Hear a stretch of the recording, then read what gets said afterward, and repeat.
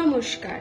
ইনস্টাগ্রামে যখন আপনাকে কেউ মেসেজ করে সেই মেসেজকে আপনারা সিন করেন এবং কি ইচ্ছে না হলেও অনেক সময় রিপ্লাই করতে হয়, কিন্তু আপনারা চাইলে সেই মেসেজটিকে সিনও করে নেবেন এবং সে জানতেও পারবে না যে সেই মেসেজটি সিন হয়েছে।